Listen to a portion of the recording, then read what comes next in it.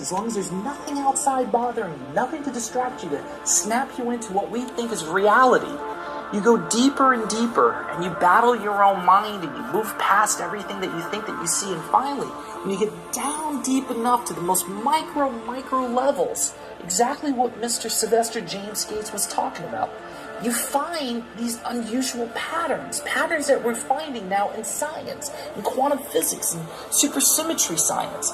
In other words, we are finding the same thing they found thousands of years ago out in the jungles and in the caves. A center of the mind, a center of the universe, something that said, here is the greater truth of reality. This is what everything is made of. It's all following patterns. It's all following a program. And if you can understand this program, if you can conceive it, if you can comprehend it, as you push deeper and deeper and deeper down to the depths of the finest structures, if your mind can comprehend what you see, which we would understand in today, our knowledge of science, our civilization's beginning to comprehend, is code, computer code. That's what's there. That's what these Vedic masters were finding within their deepest mind.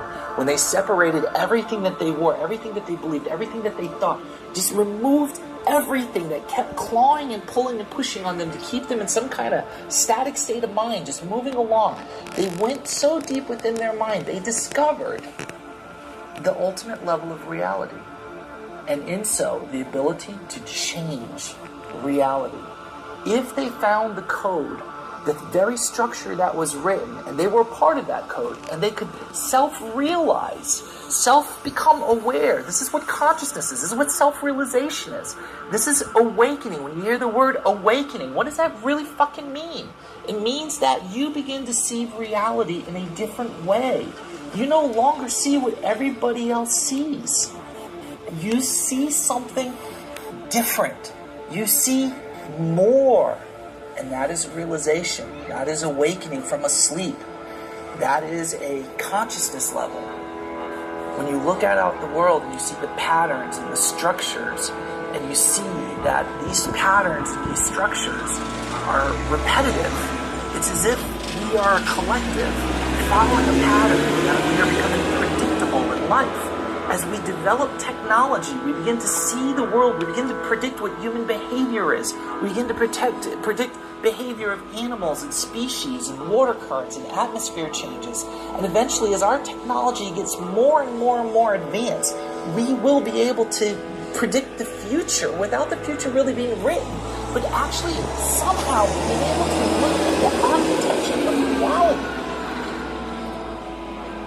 and understand that everything is governed by some form of program, some reality that's governed. And we're a part of it.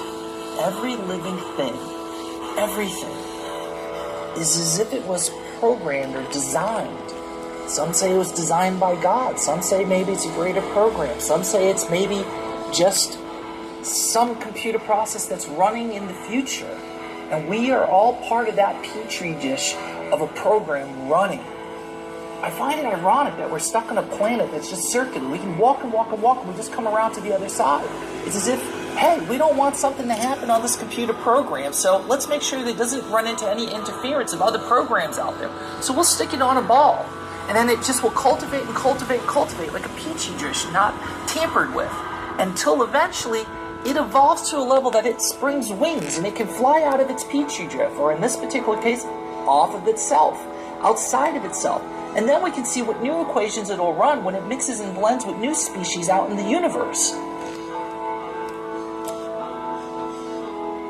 As if something was observing us, watching us, aware of us.